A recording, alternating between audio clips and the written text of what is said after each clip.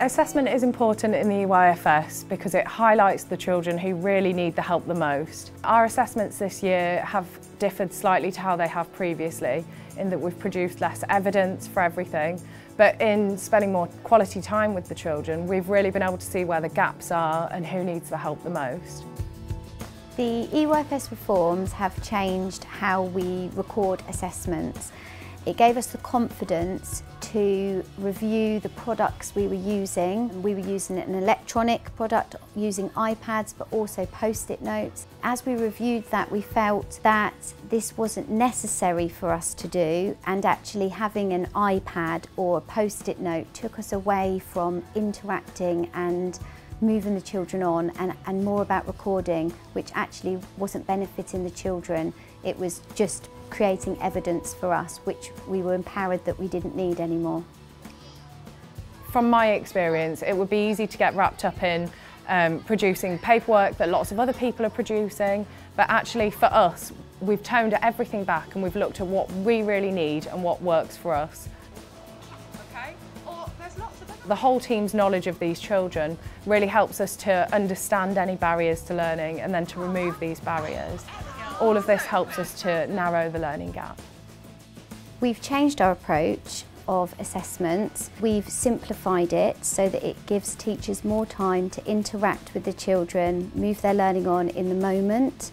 Our workload is tilted towards child progress, so it's all centred around pupil progress now, rather than us frantically being admin assistants as well as teachers, and that has benefited our bottom 20% children so much.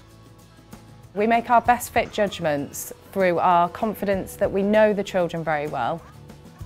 We know whether that child has met their early learning goal in each area. Professional judgment comes into this hugely, I think. The early learning goals are there and they are where we want our children to get to.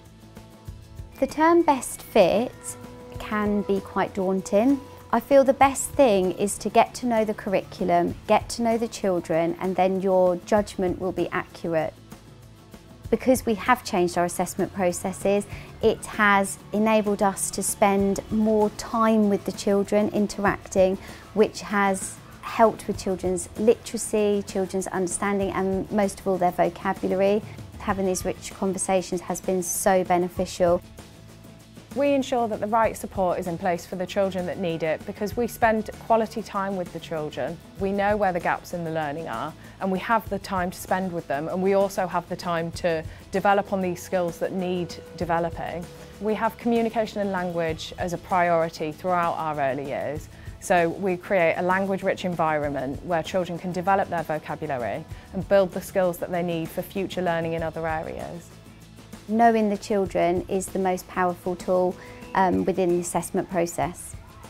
We haven't built our curriculum around ticking off to achieve early learning goals. We are basing our planning, teaching and assessment on the skills the children need to develop and move on their learning.